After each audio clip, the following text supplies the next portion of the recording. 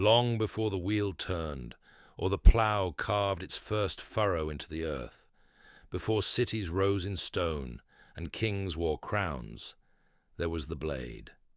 Not a blade of war or conquest, but a simpler, subtler tool, a sharpened stone held in the hand of a thoughtful ancestor. Its edge was chipped with care, not to cut wood or meat, but to gently scrape away hair from the face, from the body, from the skin that felt the sun and wind.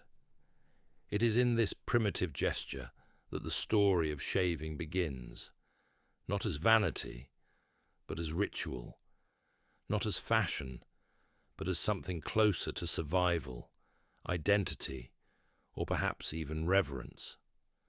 In the flickering light of ancient fires, the first humans who shaved did so with intention.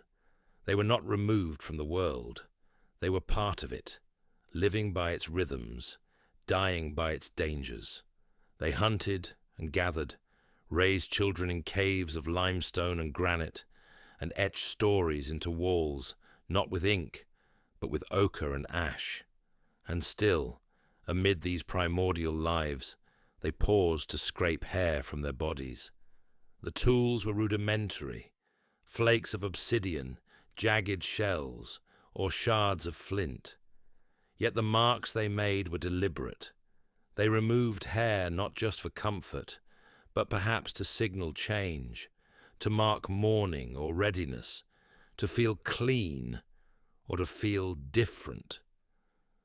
Anthropologists have found evidence that as early as 30,000 BCE, humans shaped tools specifically for grooming. Obsidian, volcanic glass, sharper than surgical steel, was prized not only for hunting, but for its precision in shaving. Its edges, formed by fire and cooled in stillness, could glide over skin with remarkable smoothness. Even in prehistoric graves, burial sites reveal bodies that were shaved, adorned, or marked in ways suggesting preparation, perhaps for the afterlife, perhaps as a final show of care from the living to the dead. Why did these earliest humans shave? The answers lie hidden in fragments and inference. In some regions, it may have been practical. Hair on the face or body could trap lice, fleas, or parasites, unwanted burdens in a harsh world.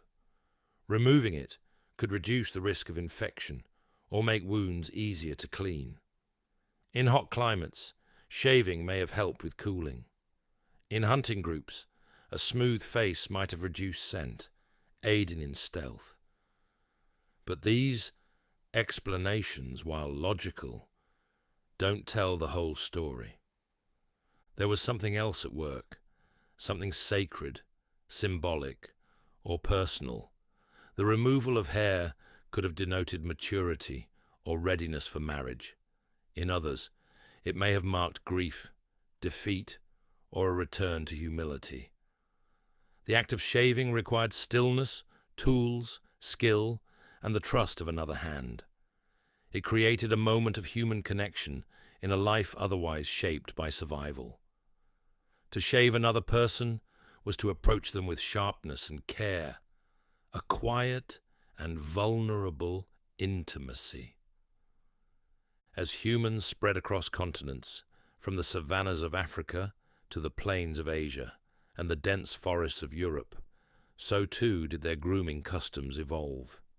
The Inuit people, for instance, used sharpened bone or mussel shells to remove hair. Tribes in the Amazon burned hair with heated stones or used plant sap to remove it. In Oceania, coral was used to exfoliate skin and hair alike.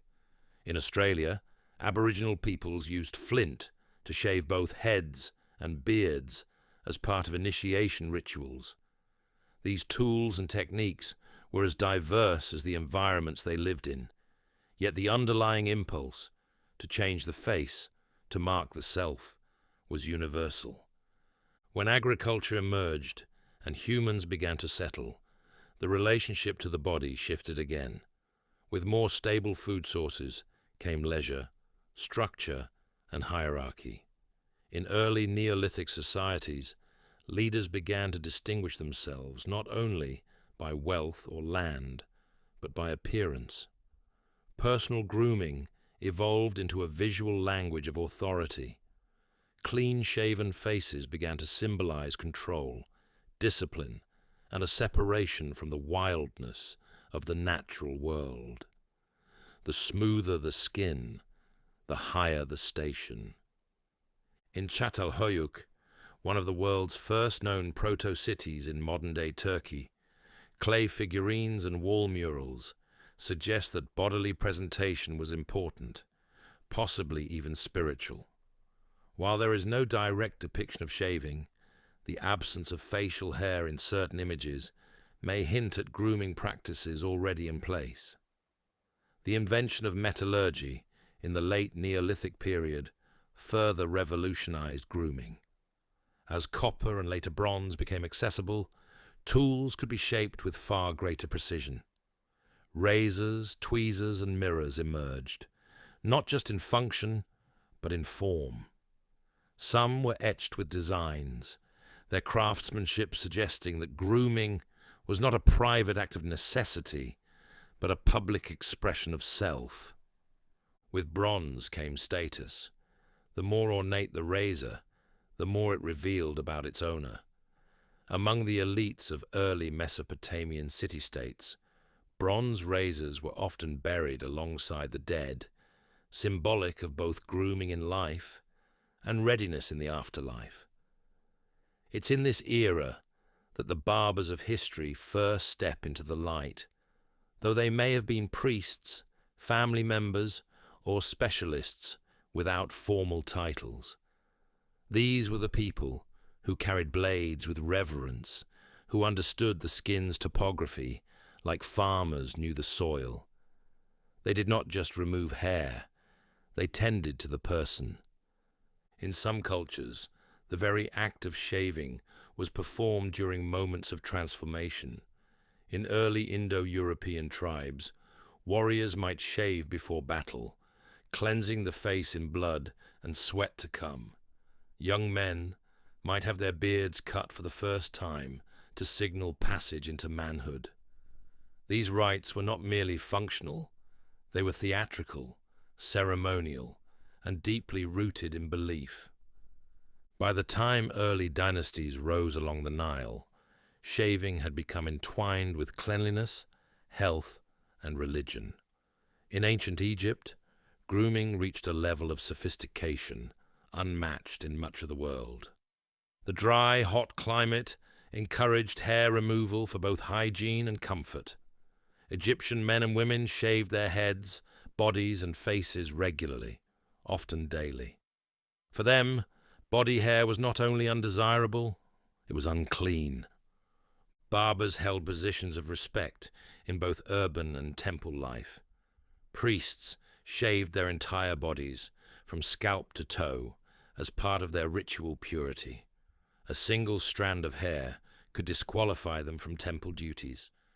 Copper razors with curved blades, tweezers made from gold, and polished bronze mirrors have been found in tombs dating back over 4,000 years. These objects were not hidden. They were displayed, symbols of wealth, order, and control. Egyptian nobles would often wear wigs, meticulously styled, scented with oils, and refreshed often. Underneath, their heads were bare, shaven smooth, to avoid lice and discomfort. Men wore false beards, attached with strings, or glued to the chin. A paradox, perhaps, but one full of symbolism. These false beards, often made of dyed horsehair or metal threads, represented power and connection to the gods. Even female pharaohs like Hatshepsut wore them in official portraits, asserting divine rule in a masculine visual language. Perfumed oils, creams made from honey and natron, and specially prepared shaving soap were commonplace in upper-class grooming kits. Some of these products were so advanced that their ingredients would not be fully replicated until centuries later. The process of shaving was often accompanied by massages, scented towels, and elaborate grooming sequences that could take hours. Egyptian tombs show not only the tools, but also the people who used them, servants and attendants, tending to their masters with care and precision. One famous wall painting from the tomb of Rekhmir shows a barber at work, holding a curved blade, while another figure holds a basin. The scene is calm, deliberate. Shaving in Egypt was not merely grooming. It was an act of purification, preparation, and daily rebirth. Even in death, the Egyptians believed the groomed body mattered. Mummies were often shaved before embalming, their faces smoothed, their bodies anointed with oils. To enter the afterlife, one had to be not only spiritually ready, but physically prepared. A final shave before eternity. The rise of grooming as identity, ritual, and status had firmly taken root. The blade was no longer just an extension of the hand. It had become an extension of the soul. As the sun set on the desert kingdoms and rose over the fertile valleys between the Tigris and Euphrates, the ancient civilizations of Mesopotamia emerged, not just as political powerhouses, but as refined societies that left behind libraries of clay, grand architecture, and intimate glimpses into daily life. Among these glimpses, shaving, once the domain of the primitive and the spiritual, became a highly ritualized act associated with honor, beauty, cleanliness, and law. In Sumer, Akkad, Babylon, and Assyria, the beard was not simply a patch of hair, it was a declaration. A beard, if grown, had to be shaped with absolute care, curled with hot irons, oiled with imported fragrances, and braided in patterns that reflected one's class or occupation. To grow a wild, unkempt beard was a social transgression. It marked a man as unrefined, possibly even criminal. Yet paradoxically, to be clean-shaven without cause or status was equally jarring. Appearance was a language, and the beard, or its removal, was part of the grammar. Clay tablets recovered from Ur and Lagash described grooming regimens alongside laws and rituals. The Code of Hammurabi, while focused primarily on property, crime, and civil order, coexisted with a culture that held strong opinions about the presentation of the body. Barbers in these early cities operated stalls along the streets or near temple precincts, shaving heads and beards, trimming fingernails, and applying scented oils. They weren't simply haircutters, they were practitioners of bodily order, upholding the polished dignity that defined the elite. Razors recovered from Mesopotamian ruins were often crafted from bronze, with handles shaped into animals or deities. Some featured curved blades, not unlike those found in Egypt, while others were straight-edged, designed to follow the contours of the face or scalp. These razors were honed daily on whetstones, then stored in intricately carved boxes alongside combs, oil flasks, and tweezers. In Assyria, grooming reached theatrical heights. Kings such as Ashurbanipal and Sennacherib are depicted in bas-reliefs with elaborate ringed beards cascading down their chests, each curl distinct, each section symmetrical. These were not grown and forgotten. They were constructed, cared for, and guarded by servants who specialized in beard maintenance. And when these beards were eventually shaved, if ever, it was done with ritual solemnity. Shaving could signify mourning, repentance, or transformation. Women, too, practiced grooming, though their routines focused more on body hair removal and skin care. Depilatory pastes made from lime, ash, or various clays were applied to legs and arms, often followed by fragrant balms. The act of smoothing the body was associated with sensuality, health, and readiness for festivals or marriage. In royal harems and temples, dedicated to fertility goddesses like Inanna and Ishtar, grooming was both art and duty. Priestesses, courtesans, and noblewomen spent hours being attended to by handmaidens, plucked, anointed, and sometimes shaved as part of sacred rites. The beard also played a role in punishment and shame. To forcibly shave a man's beard in Babylon was to humiliate him utterly. Captured soldiers, disgraced nobles, or criminals might have their facial hair removed in public, their honor symbolically stripped with each scrape of the blade. Such practices were recorded in both written accounts and visual depictions, often as warnings to future transgressors. As trade routes flourished, so too did the import and export of grooming tools and products. Mesopotamian merchants brought fine razors from Anatolia, oils from Arabia, and dyes from the Indus Valley. In return, they exported combs made of ivory, grooming manuals etched on clay, and barbers' tools forged in the workshops of Nineveh. Personal grooming was no longer just a domestic act. It was a part of a global exchange where appearance intertwined with commerce, diplomacy, and religious identity. Persia, rising from the eastern edges of the Mesopotamian sphere, inherited and elevated many of these traditions. Under the Achaemenid dynasty, grooming became inseparable from Persian grandeur. Persian nobles were known for their impeccable appearance, beards oiled to gleaming perfection, cheeks shaved smooth, and hair scented with rosewater. Their grooming habits were recorded not only in their own art and literature, but also by the Greeks, who were both fascinated and occasionally dismissive of what they perceived as Persian luxury. In Zoroastrianism, the dominant faith of ancient Persia, cleanliness was next to godliness, ritual purity was central to worship, and the removal of bodily impurities, including hair, was sometimes part of the preparation for prayer or ceremony. Priests, known as magi, shaved parts of their bodies before entering sacred spaces, anointing themselves with sacred ash or oil. The razor, in this context, was not a tool of vanity. It was a purifier, separating the sacred from the profane. Persian razors were often folded into ornate leather or silk pouches, sometimes worn at the waist like a dagger. They were forged with meticulous precision, decorated with motifs of lions, eagles, or fire, symbols of divine power.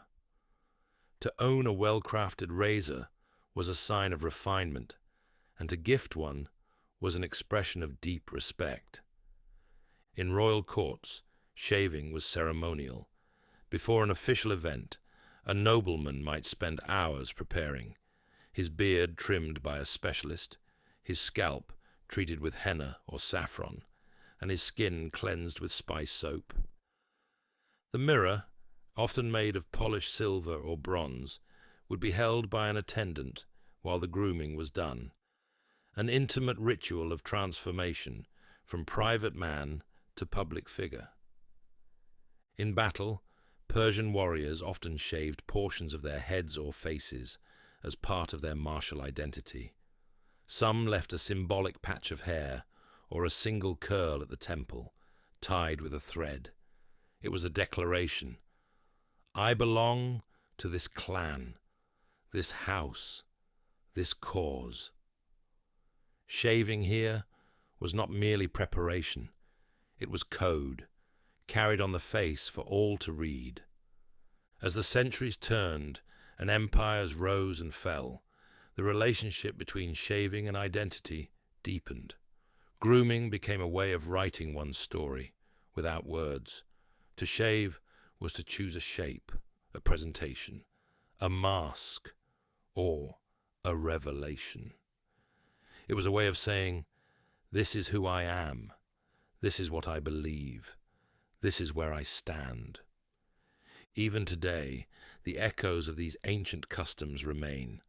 The styles may have changed, the tools refined, but the impulse is the same.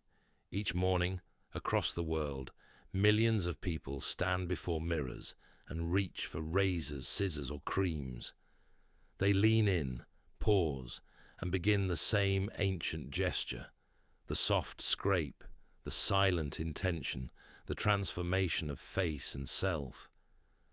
As the torch of civilization passed westward, from the rich river valleys of Mesopotamia and Persia to the sunlit coasts of the Aegean, a new culture began to reshape not only philosophy, art, and politics, but also the body. Ancient Greece, with its marble temples and mythic tales, brought a new lens to the concept of grooming. Here, shaving was not merely a matter of purity or social status. It became intimately connected to aesthetics, competition, virtue, and the philosophical ideal of human form. The Greeks saw the body not as a vehicle to be tolerated, but as something divine in itself, worthy of celebration, display, and improvement. In this pursuit, grooming held a sacred role. The human form, when trained, sculpted, and polished, was not just admired, it was revered. And thus, hair, where it grew, how it was removed, and how it was styled, played a critical part in this unfolding drama of identity. Unlike their Mesopotamian and Persian predecessors, who prized elaborately styled beards, many ancient Greeks came to associate the clean-shaven face with youth, intellect, and refinement. This wasn't always the case, however. In earlier Greek society, a thick, well-kept beard was the mark of a free citizen, a man of virtue and strength. Statues of early Hellenic warriors and poets bear lush, curled beards, a symbol of masculinity and wisdom, worn with pride. But around the 5th century BCE, a change occurred, subtle at first, then widespread. Philosophers began to debate the symbolism of facial hair. Was a beard truly a sign of knowledge, or was it an inherited tradition, accepted without question? With the rise of personal philosophy and reason over blind adherence to custom, young thinkers began experimenting with the razor, seeing in its blade a way to define a new ideal. Athletes, too, were at the forefront of this transformation. In the gymnasiums of Athens and Sparta, where training was not just physical, but also intellectual, young men began removing all body hair, legs, arms, chest, even pubic hair, through plucking, scraping with dull bronze blades, or rubbing the skin with abrasive stones and powders. This was done to better showcase their physique, to glide more smoothly during athletic contests, and to maintain what they believed was a hygienic and aesthetically pleasing body. The Olympics, the crown of Greek physical culture, were conducted in the nude. In this environment, the body was spectacle and shrine. To be smooth, well-oiled and shaven was to present oneself as the ideal, a living statue of harmony, symmetry, and discipline. Grooming was not vanity, it was devotion. Barbershops emerged in this era not merely as places of grooming, but as social institutions. The Kureion, as it was known, became a space where men discussed politics, philosophy, and daily life, while receiving haircuts or shaves. The barber's chair, much like the philosopher's bench or the warrior's shield, became a seat of transformation. To be shaved in the Kureion was to participate in civic life, emerging fresh-faced and socially renewed. These barbers used bronze razors, which had begun to take on more ergonomic shapes, curved to follow the line of the jaw, fitted with wooden or bone handles for better grip. Shaving soap, as we understand it, had not yet been developed, but olive oil was applied liberally to soften the skin and hair. Afterward, a mixture of wine or vinegar might be used to cleanse and tone the skin, leaving the man both refreshed and perfumed. Yet even as the clean-shaven face gained popularity, not everyone followed suit. The philosopher Socrates, for example, kept his beard throughout his life, believing that external grooming had little to do with virtue. To Socrates, wisdom could not be measured by the shape of a man's face, and so he allowed his beard to grow wild. Plato, too, retained facial hair, while his student Aristotle shaved. The schools of thought were divided, not just intellectually, but follicularly. Indeed, the question of whether to shave became a visible distinction between schools of philosophy. The Stoics and Cynics, often ascetic and detached from societal norms, wore their beards long and unkempt, as a badge of philosophical rebellion. In contrast, those who believed in order, harmony, and societal engagement tended toward a clean shave and neatly trimmed hair. The face, then, became a billboard for one's worldview. Greek women, too, engaged in grooming, although their methods and motivations differed. In a society that prized modesty and beauty within the domestic sphere, women removed body hair using pumice stones, bronze tweezers, and sugaring paste made from honey and lemon. Hair removal was most often done privately or with the help of a servant, and it was considered a part of preparation for marriage or celebration.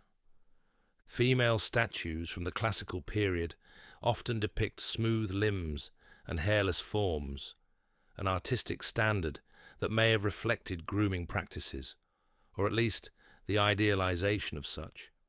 Writings from the time, including poetry and medical texts, suggest that hairlessness, particularly on the legs and underarms, was associated with youth, beauty, and sensuality.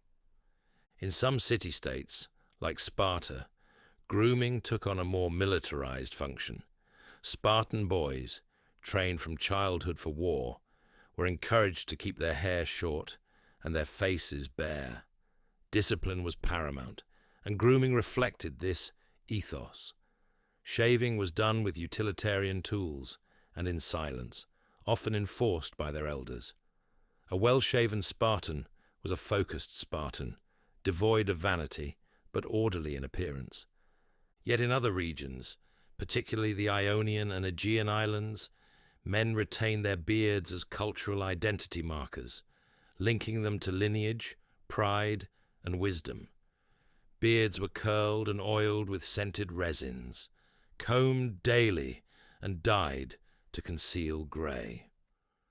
To lose one's beard in some Greek regions was considered a shameful punishment.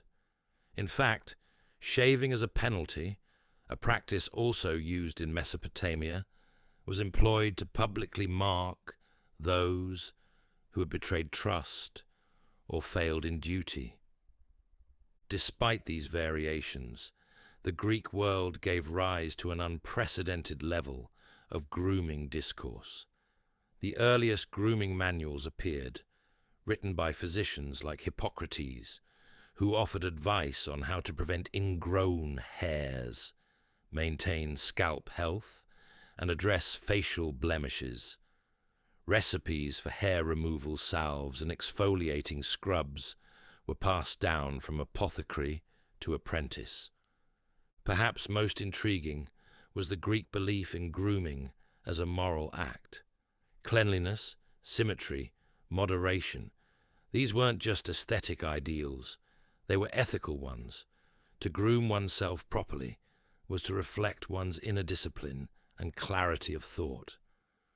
The razor, in this context, was not simply a blade, it was a tool of virtue, carving away disorder and vanity alike.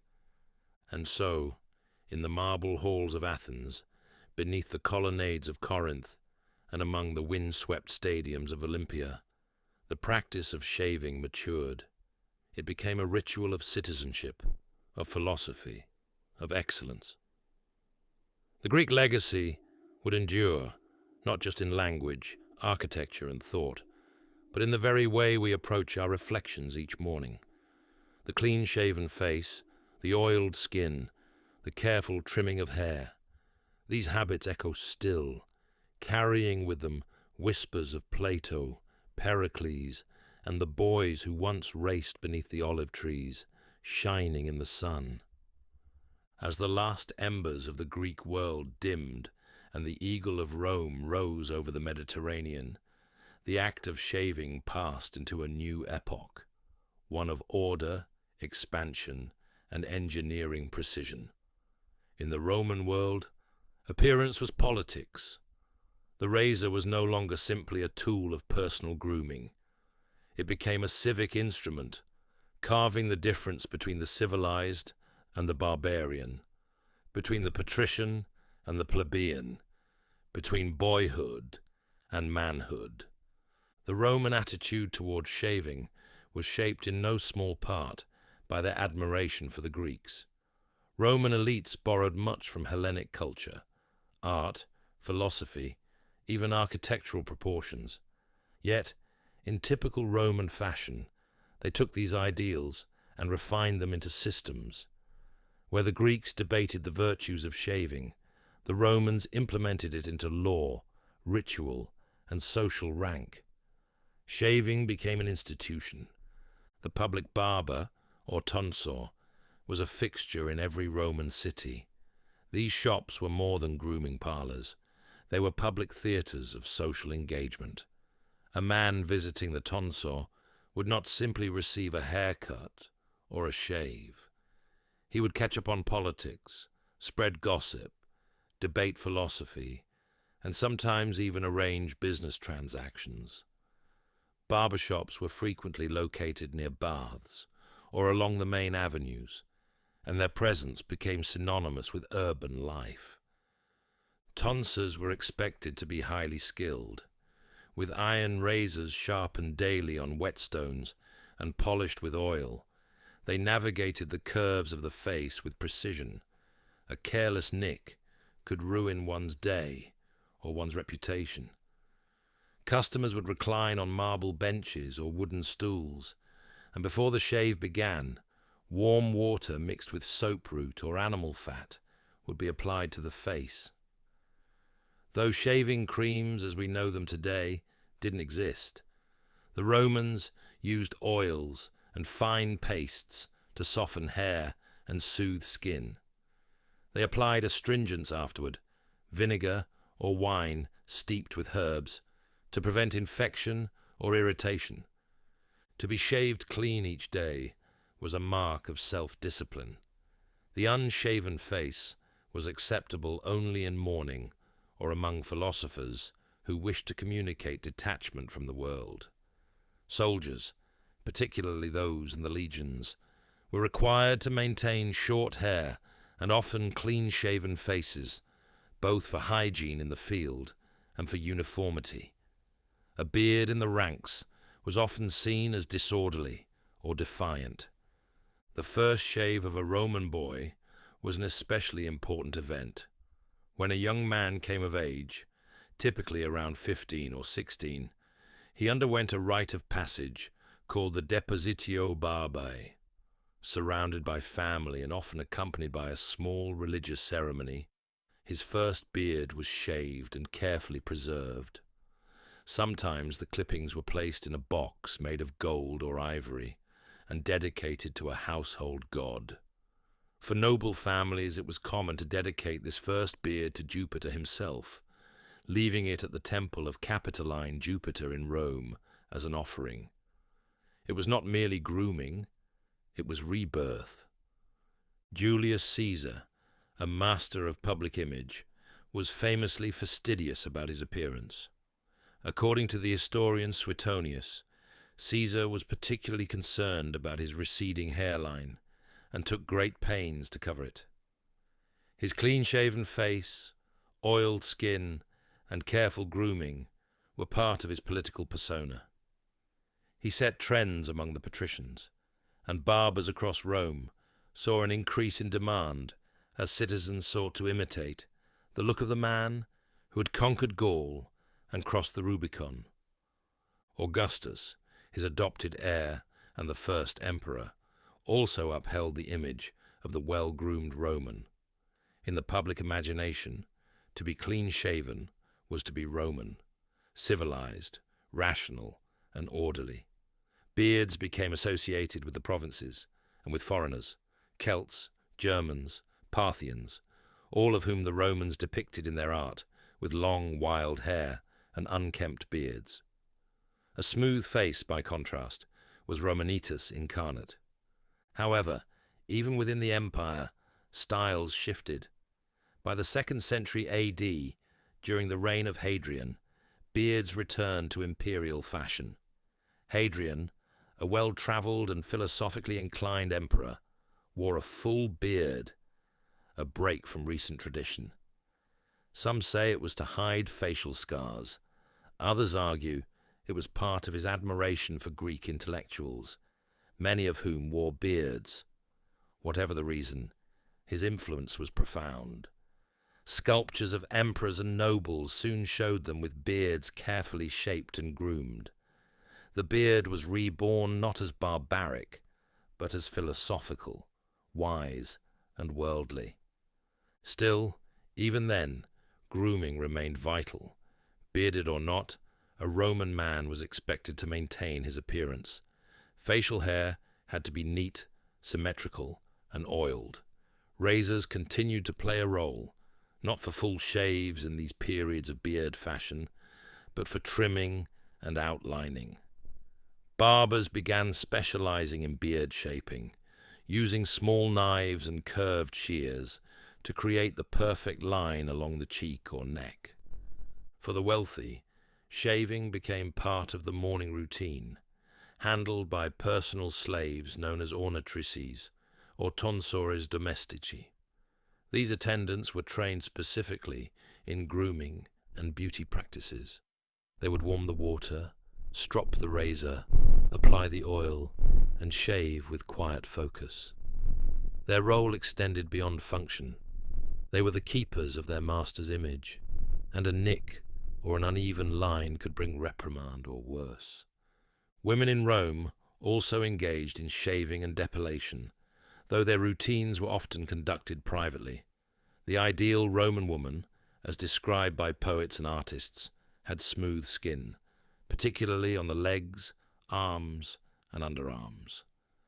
Methods for hair removal included pumice stones, tweezers, sugaring pastes, and creams made from resin or lime. Some even used cataplasms containing crushed ants and bat's blood, a mixture more magical than effective, but believed to delay hair growth. The desire for hairlessness in Roman women was tied to notions of purity, cleanliness, and desirability.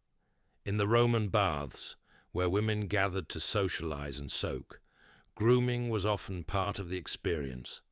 Slaves or attendants would assist with hair removal, massages, and the application of oils. In the wealthiest households, a woman's grooming suite rivaled that of a senator. Mirrors of polished silver, boxes of scented salves, razors and specialized tools filled her triclinium like a small apothecary. The barbershop, both public and private, remained a constant. It was the place where a boy became a man, where the soldier prepared for battle, where the senator readied himself for the forum. The razor was as essential to Roman life as the toga, and as the empire expanded, so too did Roman grooming culture. In Gaul, in Britannia, in North Africa, Roman razors appeared in excavated ruins, evidence that the blade had travelled with the legion and with the law. Roman engineers built aqueducts and roads, but they also carried mirrors and razors into the frontier. A clean-shaven Roman was the embodiment of civilization, a walking statement that Rome had arrived, and that its values, its gods, and its grooming standards now reigned. But as Rome aged, and its foundations trembled under the weight of civil wars, plagues, and invasions, the ritual of shaving began to fray.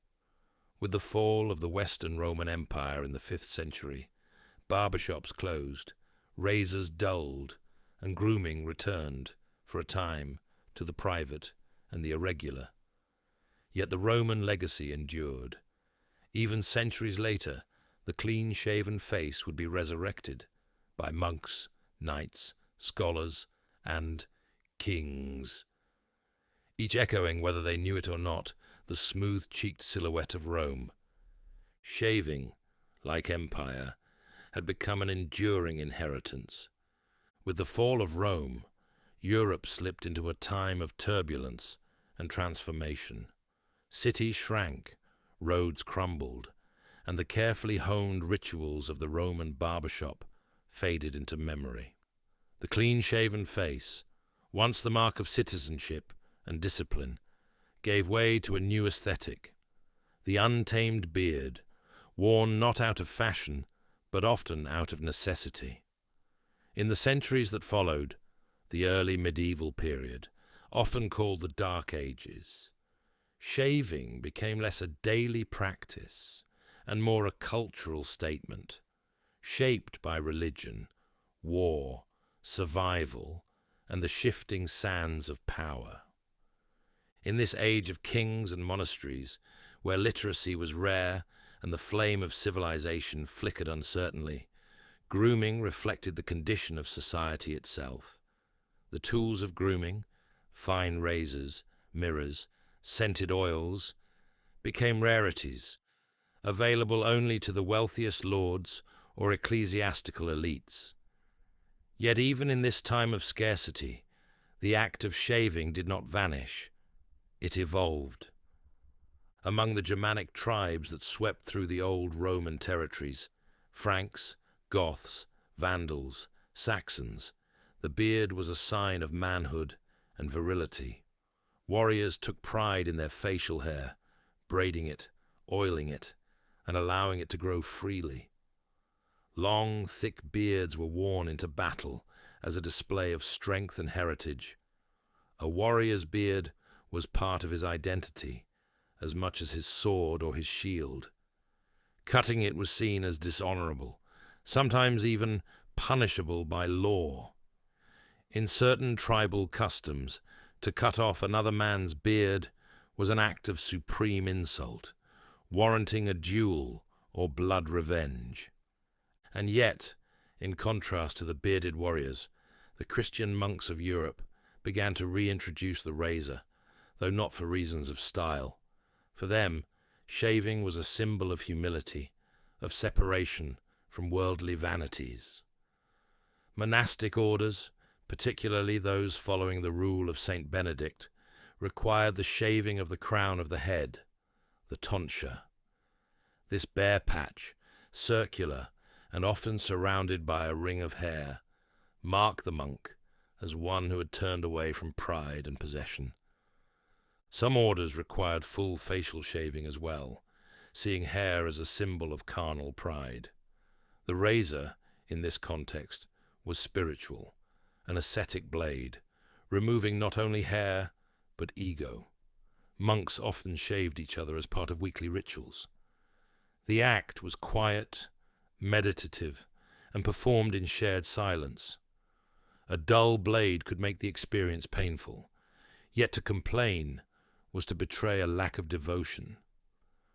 In medieval Europe, barbers, such as they were, occupied a unique social role. With no medical schools and few trained doctors, barbers took on multiple responsibilities: shaving, hair-cutting, bloodletting, tooth-pulling, and minor surgery.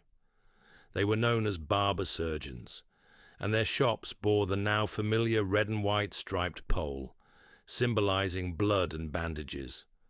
These barbers were not just groomers. They were healers and assistants in a brutal, unsanitized world. The tools they used were crude by Roman standards: steel razors, often without precise edges, shears that doubled as surgical instruments, and bowls of water that were seldom changed between clients. In towns and villages, a visit to the barber was often more necessity than choice. For knights and minor nobles, barbers were part of the household staff, traveling with their masters to tournaments and battlefields alike. On campaign, grooming was a luxury, but some still kept up appearances, if only to maintain their honor. Despite the prevalence of beards among the nobility, there were exceptions. In the Carolingian Empire under Charlemagne, grooming took on a courtly flavor. Charlemagne himself was known for his meticulous care. His beard, long but immaculately maintained, his hair washed in perfumes, his nails trimmed, his clothes neat. The Carolingian Renaissance, modest though it was, brought a renewed interest in Roman ideals, including grooming. Courts became places not only of war, but of diplomacy and elegance. In these environments, appearance mattered again. Across the English Channel, Anglo-Saxon kings and warriors wore moustaches and partial beards, often trimmed short. Their illuminated manuscripts depict men with carefully drawn facial hair, an indication that grooming, even modest, was still valued. The famed Bayeux tapestry, stitched a century later, shows Norman and Anglo-Saxon warriors with distinctive hairstyles, shaved backs of the head, long in the front, and mostly clean-shaven faces, a militarized style designed to both intimidate and identify. Islamic culture, which flourished during this period while much of Europe languished, maintained highly developed grooming practices. In the Islamic world, from the caliphates of Baghdad and Damascus to the scientific centers of Al-Andalus, Muslim Spain, cleanliness was both physical and spiritual. Daily ablutions were required for prayer, and grooming was a part of religious life. The Prophet Muhammad was recorded to have encouraged the trimming of the mustache and the growing of the beard, a style that became widespread and deeply respected across Muslim societies.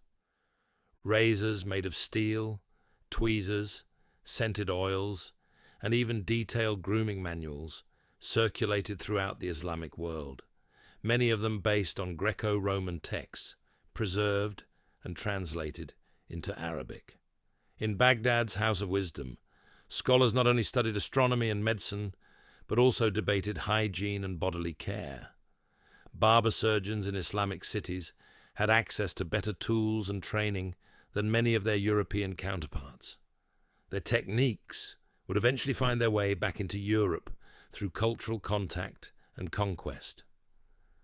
The Crusades, beginning in the late 11th century, acted as a bridge between these worlds.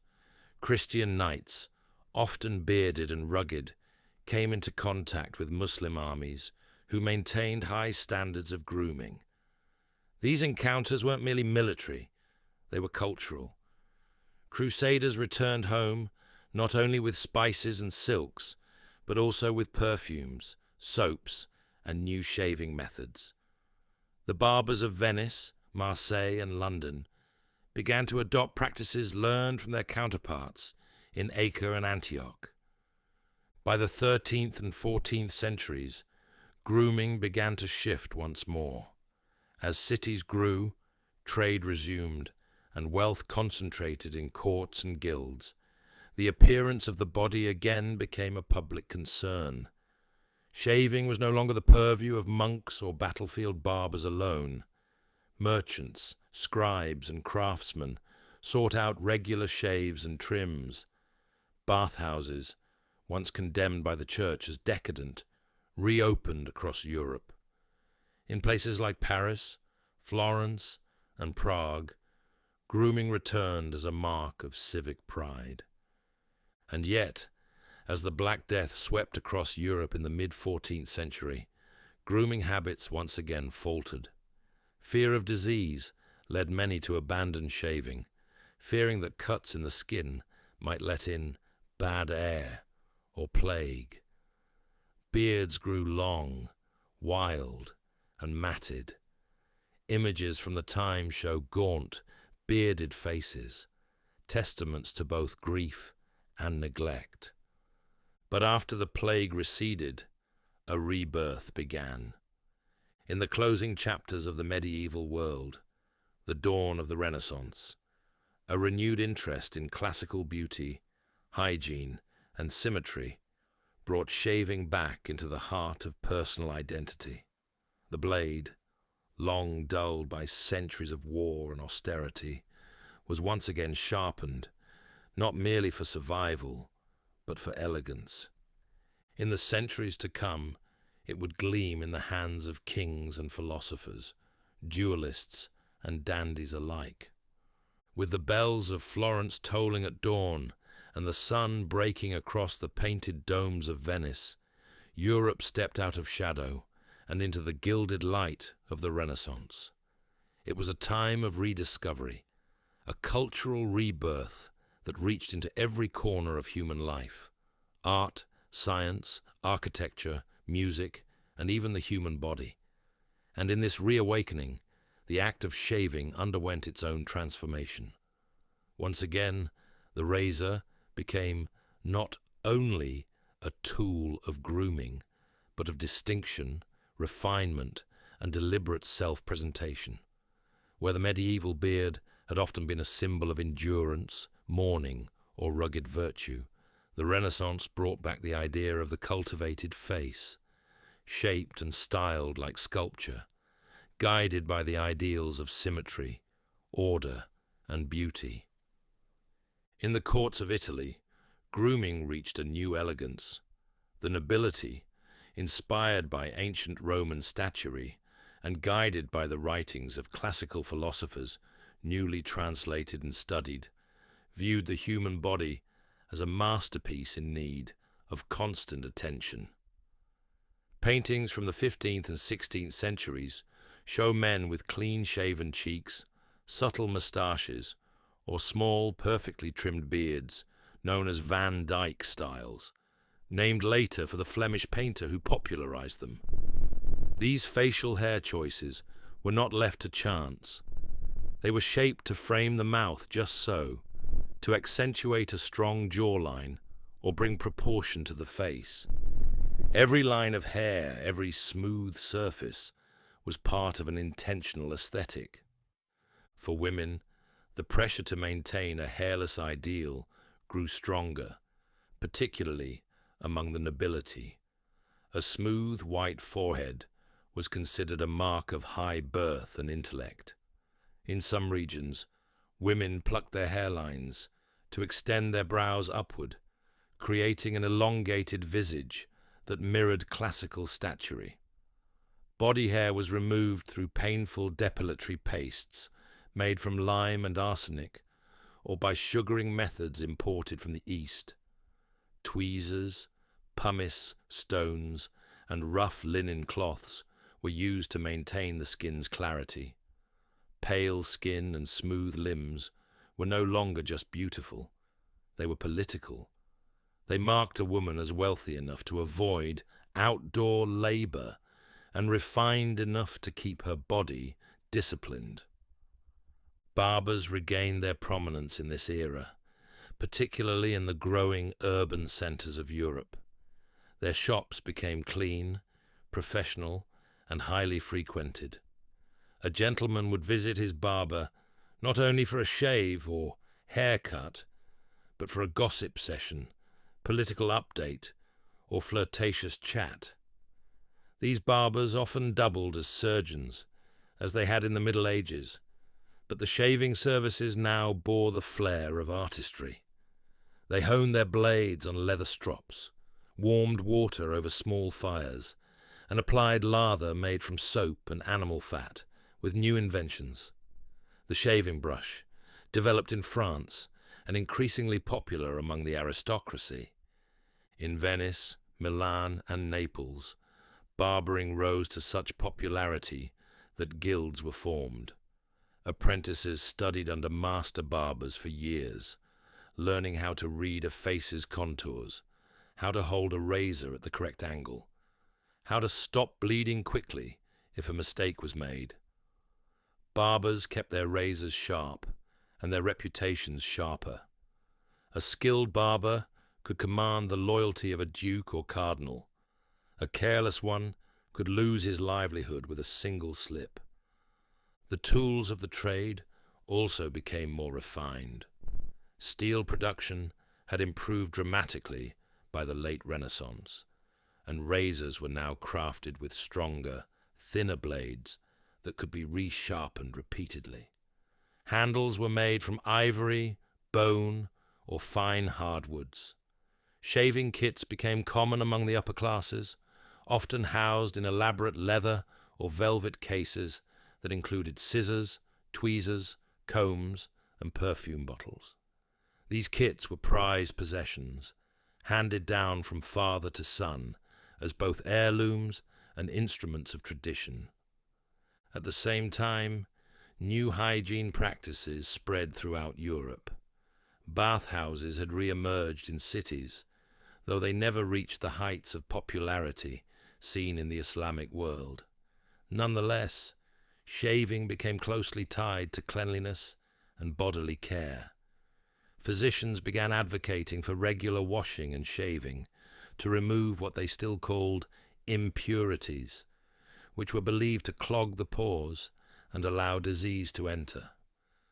Though germ theory had yet to be discovered, there was a growing awareness that grooming had tangible effects on health. In Northern Europe, the influence of Protestantism introduced more austere grooming codes. Reformers like Martin Luther wore beards as signs of manhood and theological independence. In contrast, the clean-shaven face became associated with Catholic clergy, who were required to maintain a neat appearance as a symbol of discipline and separation from worldly pleasures. In England, under Henry VIII, facial hairstyles changed with royal moods. The king himself sported a large, square-cut beard, and many at court followed suit. But when his daughter Elizabeth I ascended the throne, she brought with her a different aesthetic, the ornate, delicate refinement of the Elizabethan court. Elizabethan men often wore neatly trimmed beards and moustaches, styled into points or curls. These were shaped using waxes, combs, and tiny irons heated in coals. Shaving the cheeks and neck remained common, and barbers had to be familiar with dozens of popular styles. Women in this period continued to remove facial and body hair through methods both inventive and harsh. Recipes from the period call for cat dung mixed with vinegar or burnt almond paste applied to the skin to thin the hair over time. These remedies were painful, odorous, and often damaging, but the pursuit of the hairless ideal was relentless.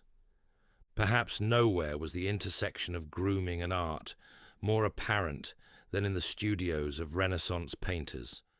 Artists like Leonardo da Vinci, Michelangelo, and Raphael created images of the male body that celebrated smooth skin, defined muscles, and idealized beauty.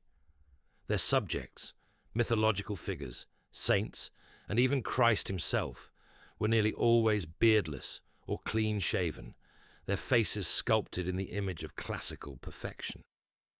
These depictions influenced real-world grooming standards. Men sought to emulate the gods, or at least the versions of them seen in oil and marble. The expansion of the printing press helped spread ideas about grooming as well. Manuals on etiquette and appearance began to appear, offering instructions on how a man should carry himself, dress, speak, and groom. These texts often included tips for shaving, care for razors, and methods for preventing razor burn or cuts. In the courtly world of France and the Holy Roman Empire, appearance was not optional. It was a necessity. A man might be overlooked for promotion, for marriage, or for court favor if he appeared disheveled or ungroomed. As the Renaissance gave way to the Baroque period, shaving took on new layers of theatricality.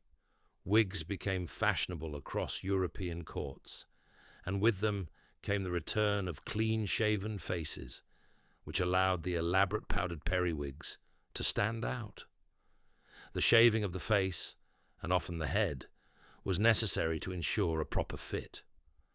The clean scalp beneath the powdered wig was a symbol of sophistication, and wig powder, made of rice, flour, starch, or even ground bones, clung best to smooth skin. This era elevated grooming into high performance. Men often shaved twice a day, and barbers were in greater demand than ever. Under Louis XIV, the Sun King, grooming was transformed into courtly ritual. His elaborate morning toilette, the ceremonial process of dressing and grooming, was attended by nobles and servants alike. The king's barber was one of the most trusted members of his household, responsible not just for shaving the royal face, but for ensuring that the monarch's presentation remained immaculate. Louis's grooming habits set the standard for Europe, and barbers everywhere refined their craft in response. Thus, the Renaissance and its aftermath restored shaving to the heart of human self-expression.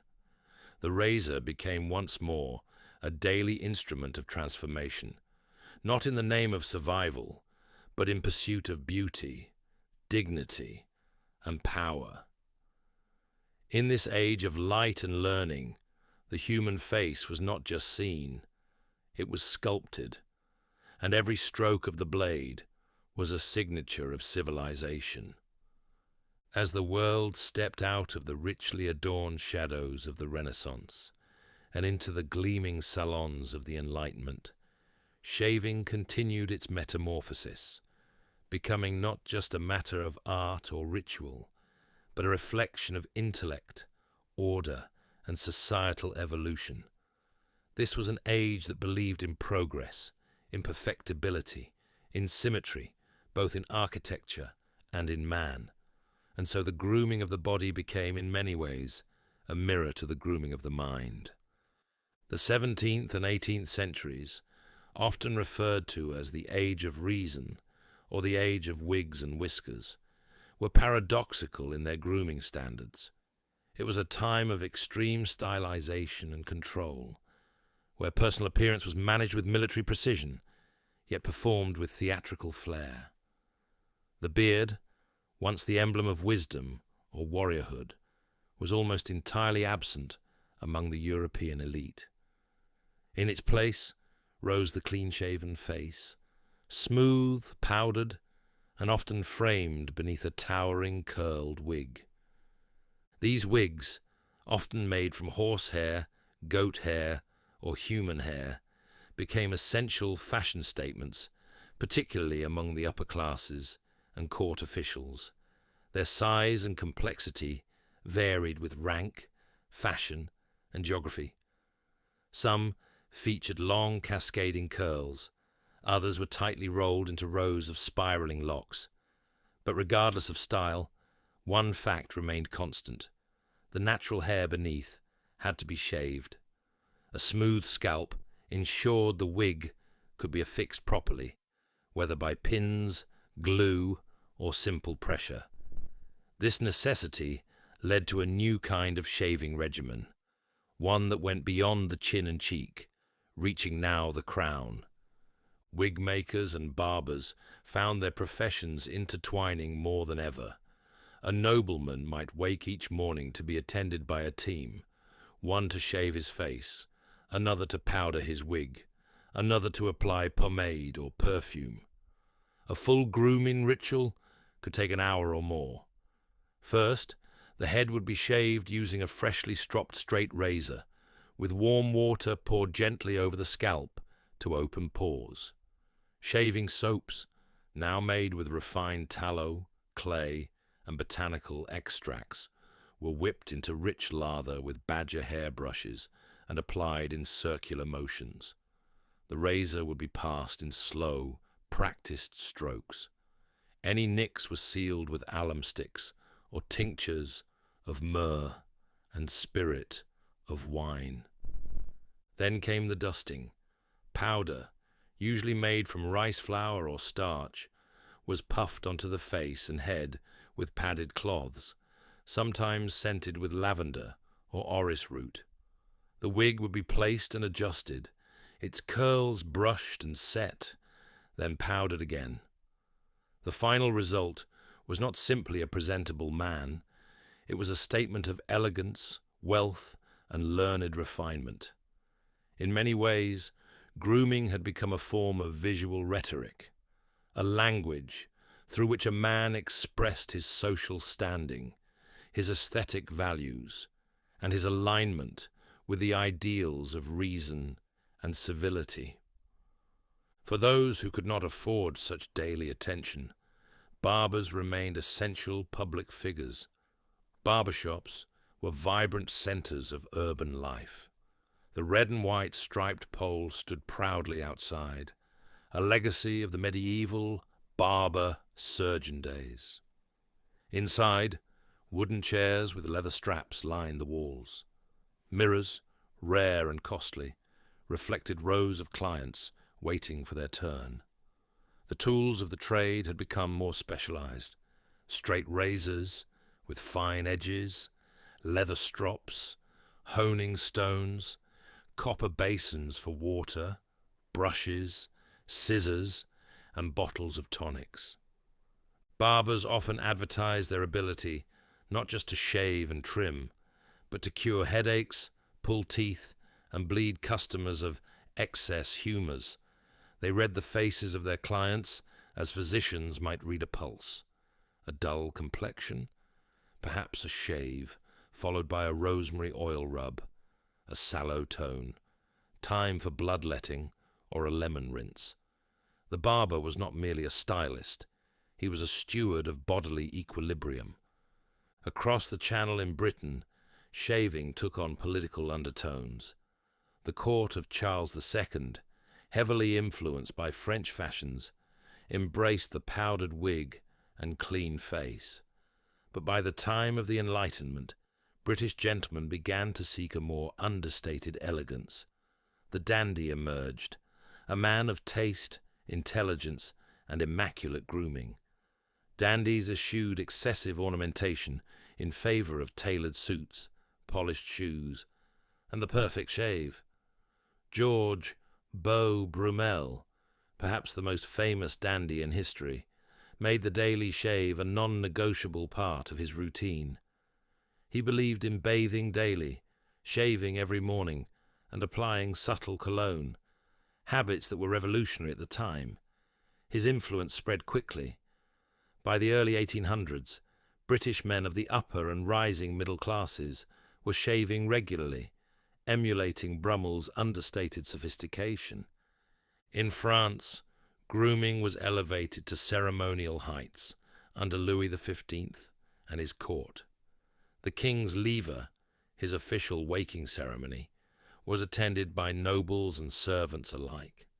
Shaving the king was a sacred responsibility, one handled with utmost care. Specially designated court barbers were given titles and apartments within the palace. Razors were crafted by royal artisans and presented in velvet-lined cases. The ceremony of shaving was not just personal hygiene, it was monarchy in miniature.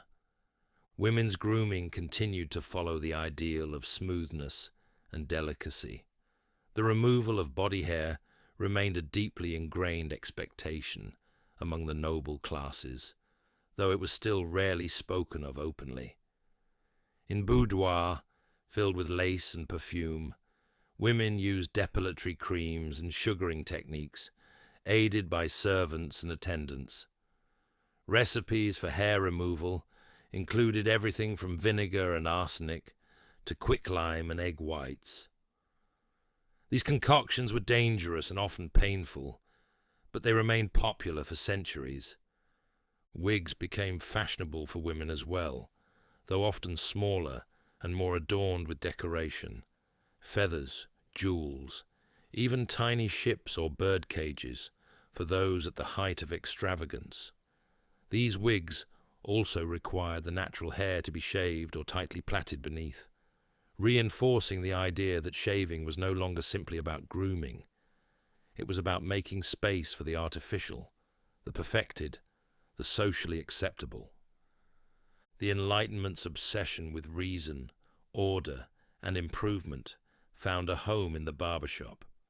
Books were published about grooming techniques and the science of shaving.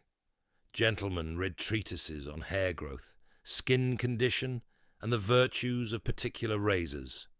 The modern grooming kit became standardized, with razors, strops, brushes, soaps, and scissors arranged in leather or mahogany boxes.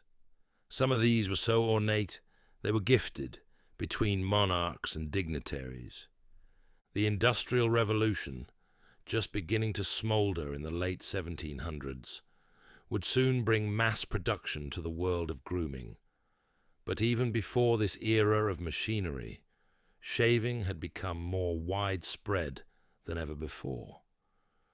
No longer the exclusive domain of the aristocrat, the daily shave began to penetrate into the habits of the merchant, the craftsman, the clerk. A smooth face was increasingly tied to respectability and professionalism. In paintings, novels, and public caricature, the unshaven man came to be depicted as lazy, drunken, or disorderly. Yet amid all this pressure, all this polish and performance, the shave remained, at its heart, a private moment. A man before his mirror, brush in hand, razor poised, performing the same ritual that Roman senators and Greek philosophers had done centuries before. The world around him might be filled with powdered wigs and perfumed coats, but in that moment of solitude, he was simply a face, a blade, and the ancient rhythm of grooming. As the 18th century drew to a close, revolutions stirred across the world. Monarchies fell, empires clashed, and the modern world began to take shape. The razor would soon become more democratic, more personal, and more industrial. But the foundation laid in these centuries, the rituals, the expectations, the tools, would endure. The 19th century dawned on a world in motion. Machines roared to life. Steamships split open the oceans. Telegraphs stitched continents together, and factories reshaped the rhythms of labor and living. Amidst the soot, blackened skies, and the clatter of pistons, a quieter revolution took place each morning in front of wash basins and mirrors. The transformation of shaving from a privilege of the elite to a daily ritual of the working man. This was the industrial age, and in it, shaving underwent its most dramatic evolution yet.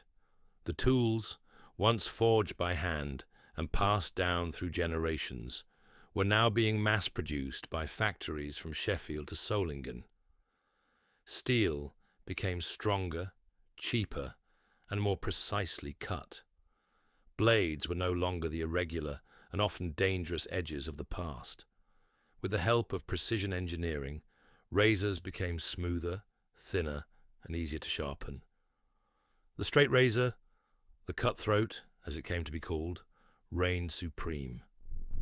Men across Europe and North America began to shave more regularly, not just for fashion, but for employment.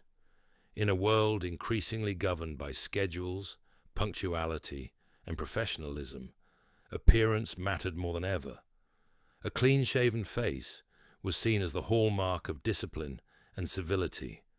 A beard, by contrast, began to carry associations with the rural, the radical, or the bohemian.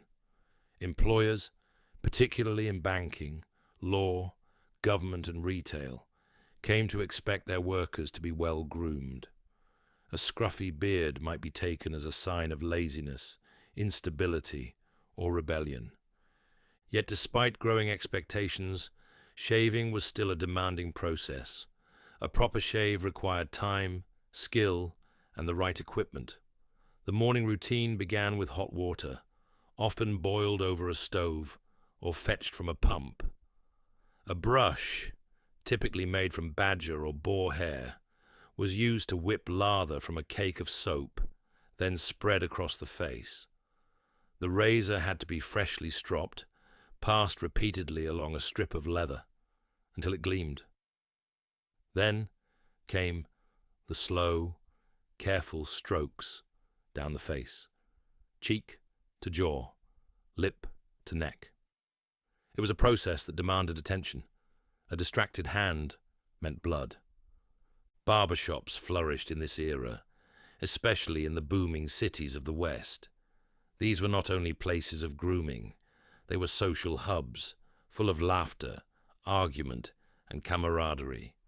A typical barbershop was a narrow storefront with a striped pole outside, leather chairs inside, and large mirrors mounted on the walls. The scent of shaving soap mixed with tobacco smoke and aftershave.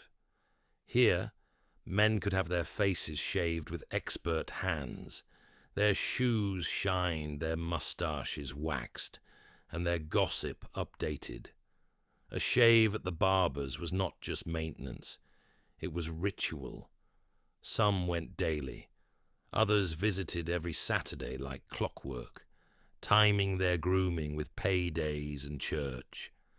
For those who shaved at home, new innovations made the process more accessible. The invention of the folding straight razor, where the blade could be tucked safely into its handle, made razors safer to carry and store.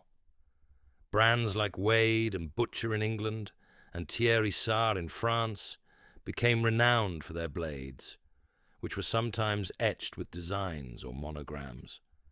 Razors were sold in cases lined with velvet or leather, often alongside brushes, strops, scissors, and small glass jars for aftershave lotions. Even shaving soaps improved. Manufacturers developed new formulas that produced thicker, richer lather with less water. Popular scents included sandalwood, bay rum, lime, and lavender. Men became loyal to their preferred brands, and shaving accoutrements were often gifted between fathers and sons, brothers and friends. Across the Atlantic, in the young United States, shaving followed a similar trajectory. Barbershops became symbols of urban life and masculinity. In cities like New York, Chicago, and Boston, they stood on every major street. Some were simple and unadorned, others lavishly decorated with marble counters, gaslight chandeliers, and brass fittings. Immigrant barbers brought with them traditions from Italy, Germany, and the Middle East, blending styles and techniques that would shape American grooming culture for the next century. Then, in 1901, a man named King Camp Gillette changed everything. Gillette, a traveling salesman with a knack for invention, dreamed of a razor that didn't need to be sharpened, a blade so thin, so cheap to produce, that it could be used once and thrown away. It was a radical idea in a world where tools were made to last. But he saw a future in disposability and safety. With the help of an engineer named William Nickerson, he created the first double-edged safety razor, a simple handle into which a flat, replaceable blade could be inserted. The blade was enclosed in a protective guard, reducing the risk of cuts. The first Gillette razors were modestly received. Many men remained loyal to their straight razors and skeptical of a disposable model. But Gillette was a master of marketing. He positioned his razor not just as a tool, but as a symbol of modernity, cleanliness, and upward mobility.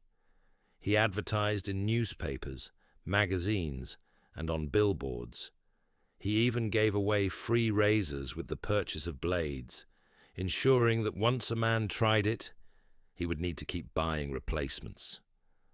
The tipping point came during World War I. The U.S. military issued Gillette safety razors to millions of American soldiers who were required to shave regularly to ensure a proper fit for gas masks. These young men returned home after the war with a new habit and a Gillette razor in hand. By the 1920s, the safety razor was ubiquitous. Straight razors began to decline, their rituals seen as fussy or outdated in a world that now moved faster and expected more. For women, shaving began to take on a new significance in this period. In the early 1900s, as women's fashions changed, sleeves shortened, hemlines rose, and swimsuits revealed more skin, so too did grooming expectations. Advertisers, eager to sell razors to a new market, began publishing campaigns that suggested body hair on women was unfeminine, unsanitary, even shocking. In 1915, Gillette released the Milady Décolleté, a razor designed specifically for women. The message was clear. Smooth skin was no longer just a fashion choice, it was a moral one. Women began shaving underarms and legs in growing numbers, especially in the United States and the UK. Glossy women's magazines published articles about hair removal and personal hygiene, often framing shaving as a duty, a secret or a sign of modernity. Products multiplied: depilatory creams, powders, waxes, and razors in pink or pastel colors. The same logic that had sold men on the clean-shaven ideal was now being used, subtly and not so subtly, to target women.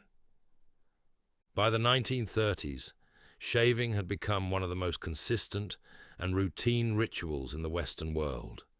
It was no longer limited by class, education, or geography. Factory workers shaved before clocking in. Schoolboys practiced with borrowed razors. Office clerks shaved before putting on their ties.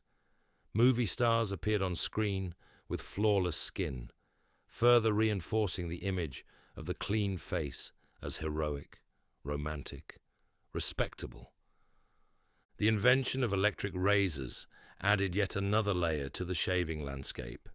In 1928, Colonel Jacob Schick patented the first electric dry shaver.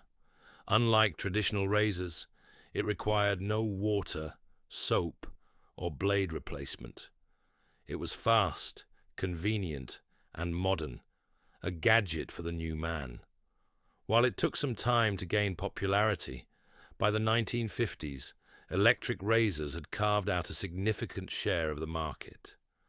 They hummed quietly on bathroom counters, symbols of progress and efficiency. And yet, despite all this innovation, the essence of shaving remained unchanged. Whether with a straight razor honed by hand or a disposable cartridge fresh from a package, men continued to look into mirrors each morning and perform the ancient ritual of transformation. Some took their time, savoring each stroke. Others rushed through it in minutes, but all shared in the quiet act of facing themselves, of choosing who they would be that day. As the world hurtled into the mid-20th century, with its wars, revolutions, and roaring economies, shaving remained, quietly, stubbornly, part of the human routine. while cities were bombed and rebuilt, while ideologies clashed and borders shifted, the mirror still waited each morning. The blade still met the skin.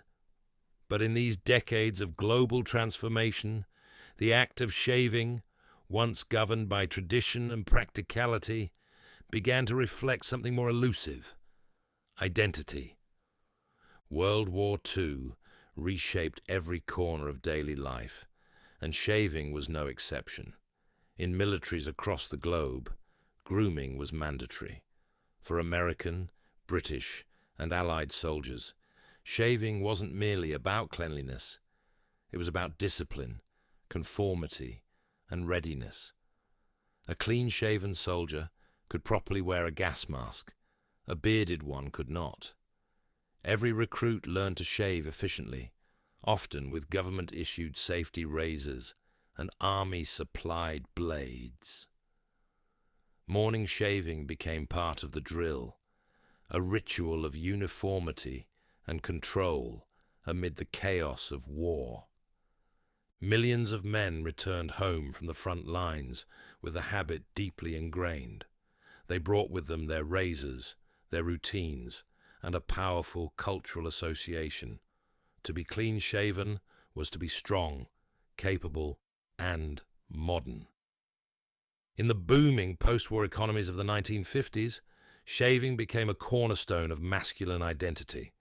The sharp suit, the polished shoes, the close shave, it was the image of the provider, the husband, the company man.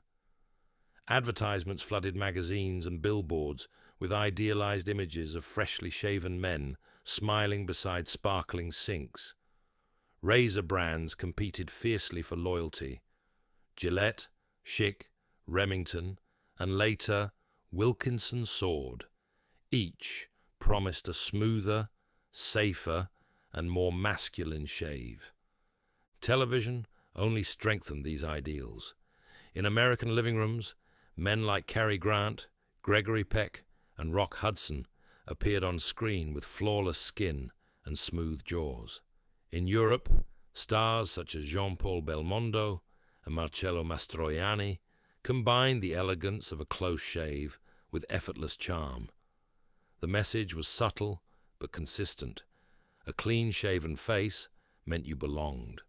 You were ready for work, for love, for life. But even as the safety razor reached its golden age, another quiet shift was taking place. In the 1960s and 70s, the world cracked open again, this time not through war, but through culture. Young people rebelled against the expectations of their parents' generation. They challenged authority, questioned institutions, and rejected uniformity. The beard, long absent from popular fashion, made a sudden, defiant return. In countercultural circles, from Berkeley to Berlin, from Woodstock to Brixton, beards flourished. They were worn by artists, students, hippies, radicals, and philosophers. Long, untamed, and natural, the beard became a symbol of authenticity. It rejected the clean, polished artifice of corporate America. It signaled resistance, introspection, and a connection to older, simpler ways of being. Young men grew their beards as statements. To not shave was no longer laziness. It was choice. It was message. Shaving brands, suddenly out of step, struggled to adapt.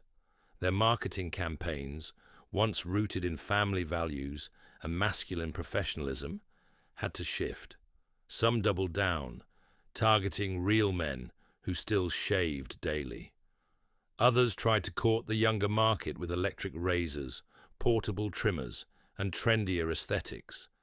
But the culture was moving, and shaving was no longer a given. For the first time in over a century, the question wasn't, how do you shave? It was, do you shave at all? Women's grooming, too, underwent seismic shifts. The 1940s and 50s had seen increasing pressure on women to maintain a smooth, hairless body. Underarm and leg shaving were seen as essential aspects of hygiene and beauty. Fashion magazines, cosmetic companies, and Hollywood actresses reinforced this ideal. Razors made for women were sold in pastel colors, with curved handles and flowery packaging. Depilatory creams filled bathroom cabinets. Hairlessness was equated with femininity, and femininity with desirability. But by the 1970s, second-wave feminism began to challenge these assumptions. Why, women asked, were they expected to remove their body hair while men were not? Was this truly about beauty or about control? Some women chose to stop shaving altogether as acts of personal and political rebellion. The unshaven underarm or unshaved leg became symbolic, not of neglect, but of autonomy. Shaving had become a battleground. Mainstream culture didn't change overnight. Ads still pushed smoothness. Magazines still featured hairless models. But the seed of questioning had been planted. From then on, shaving, for both men and women, could no longer be assumed. It had to be chosen. And with choice came a new era of diversity. The 1980s and 90s brought yet another reinvention. As the corporate world surged and personal branding became paramount, grooming took on a sharp-edged precision. Clean-shaven was still the default in many professions, but facial hair began to creep back in.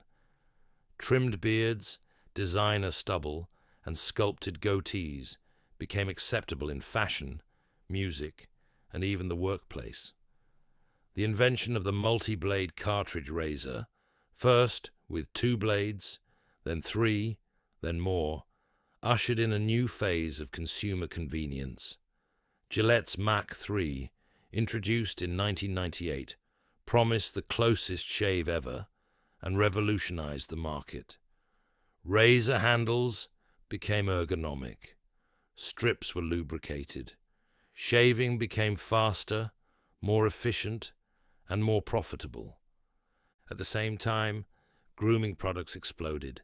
Shaving foams, aftershaves, exfoliants, moisturizers, pre-shave oils, post-shave balms. An entire industry emerged around the morning shave. Men were no longer limited to a bar of soap and a razor. The grooming aisle grew crowded, and brands began to appeal not just to utility, but to luxury, lifestyle, and self-expression. Electric razors, too, continued to evolve. By the late 20th century, they were sleek, portable, and increasingly popular among frequent travelers, businessmen, and older men with sensitive skin. Rotary heads adjusted to facial contours. Pop-up trimmers sculpted sideburns and mustaches. Battery life extended, motors quieted, and waterproofing became standard. In some markets, electric shaving began to rival or even overtake traditional blade shaving in popularity. The early 2000s introduced the age of personalization. Subscription razor services like Dollar Shave Club and Harry's disrupted the industry by offering affordable blades delivered directly to consumers. Their marketing was irreverent, humorous, and targeted a younger demographic tired of overpriced cartridges locked behind glass in drugstores. These companies leaned into modern values: simplicity, honesty, and convenience. And it worked. Millions subscribed. The ritual of shaving, once passed from father to son, was now shipped in a cardboard box with witty copy and minimalist design. Beard culture, meanwhile, exploded. From Brooklyn coffee shops to Berlin galleries, beards returned with a vengeance, not as rebellion, but as style. Full beards, lumberjack beards, handlebar mustaches, minimalist stubble, all became acceptable, even fashionable. Lumbersexual entered the lexicon, a hip, urban man with a beard, flannel shirt, and artisanal coffee. Beard oils, beard balms, beard combs, these became essential tools in the modern man's grooming kit. Barbering returned as a craft, with old-fashioned barbershops reopening across cities, offering hot towel shaves, straight razors, and perfectly sculpted fades. And yet, even as trends shifted wildly, the morning mirror remained.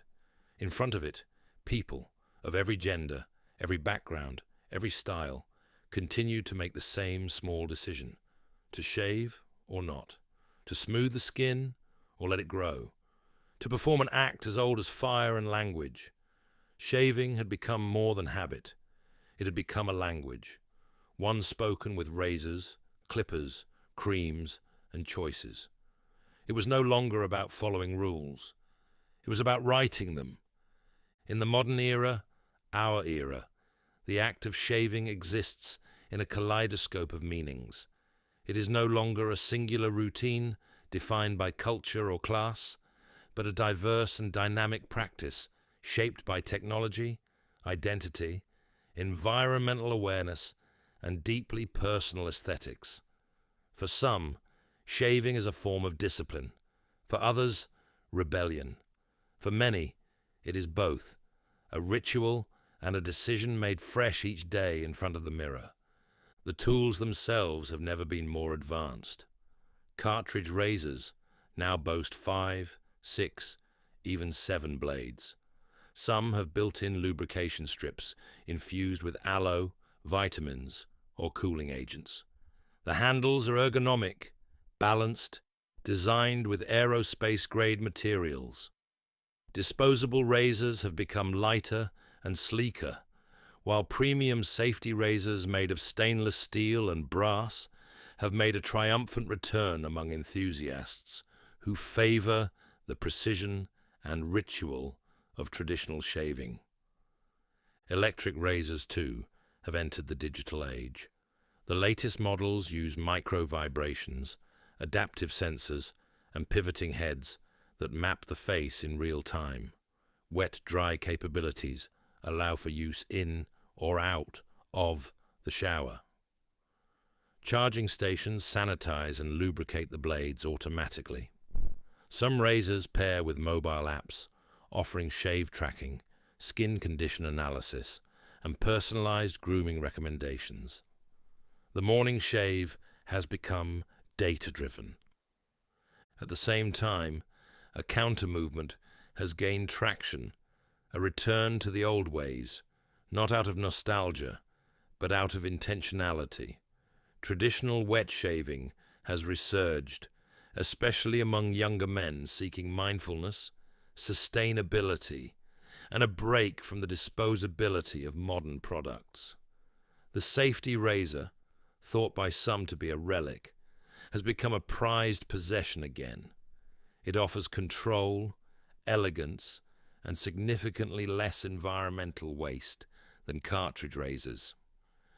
Artisan shaving soap makers have popped up across the globe, offering hand-poured soaps made from tallow, shea butter, goat milk, and essential oils. Shaving brushes are crafted from synthetic fibers or ethically sourced badger hair, and strops are once again found hanging in the bathrooms of discerning shavers.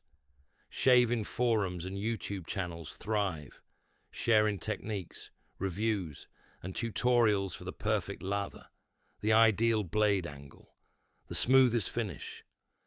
Yet even amid these innovations and traditions, shaving is no longer bound to any singular model of gender, class, or culture. For women, shaving continues to be both a deeply ingrained expectation and a site of personal rebellion. While many still shave their legs, underarms, and other areas, the freedom not to has become more visible and more accepted than in any era past. The beauty industry has begun to acknowledge this change, offering inclusive advertisements that feature women with body hair as beautiful and confident. Campaigns like January have brought awareness to the choice women have about their bodies, and the realization that shaving, like all grooming, should stem from desire, not pressure. And for those who fall outside the binary of male and female, or who are transitioning between genders, shaving can carry layers of emotional complexity. For many trans women, the act of shaving the face can be both necessary and painful, physically and psychologically. It may be done daily, not out of fashion, but survival. For others, facial hair is a milestone, one grown proudly during hormone therapy, cared for meticulously as a sign of change and affirmation. Shaving now intersects with identity in ways never previously imagined. A beard may signal belonging in a religious tradition, or it may be shaped to frame a face aligned with gender affirmation. A clean shave might not mean conformity. It may be defiance, especially in cultures where hair is political. People no longer shave only for appearance, but for expression. What was once universal has become uniquely personal. Technology has also brought new methods. Laser hair removal has become common and affordable. For those seeking permanent hair reduction, home use devices can now be purchased online. These use IPL, intense pulsed light, to target follicles and reduce growth over time. Electrolysis offers a more permanent alternative, often used by transgender individuals seeking complete facial hair removal. Shaving is no longer the only option, but it remains the fastest, most accessible, and most widely practiced. At the same time, concerns about the environment have reshaped the grooming industry. Billions of disposable razors are thrown away each year, and environmental advocates have raised alarms about their impact on landfills and oceans. In response, new brands have emerged with sustainability at their core. Safety razors with recyclable blades, razors made from recycled ocean plastic, shaving creams in biodegradable packaging. Companies now measure success not only in profits, but in grams of waste reduced. Barbershops, once again, have found a special place in modern cities. The hipster barber renaissance has spread across neighborhoods worldwide, from Melbourne to Montreal, from Cape Town to Copenhagen. These shops blend vintage charm with modern design, straight razors and hot towels alongside espresso bars and curated vinyl playlists. The barbers are artisans, often trained in both classic and contemporary cuts. They offer full grooming services, beard shaping, skin treatments, and wet shaves with a level of ceremony and skill reminiscent of Renaissance court barbers. The pandemic era of the 2000s and 20s briefly paused this world. Lockdowns closed barbershops, razors dulled on bathroom counters, beards grew unchecked. For a time, shaving fell to the wayside, replaced by comfort and necessity. And yet, when the world reopened, many returned to the mirror with renewed understanding. Shaving was not just about society's gaze. It was about care. It was about control in a world that had felt chaotic. For some, it was a small act of normalcy. For others, a rediscovered pleasure. And still, shaving continues to evolve. Social media platforms now shape trends in real time. A TikTok influencer's grooming routine can sell out a product line in hours.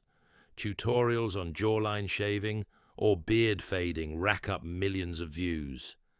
People of all ages are learning new techniques, revisiting old ones, and asking deeper questions about why they shave and how they want to feel when they do.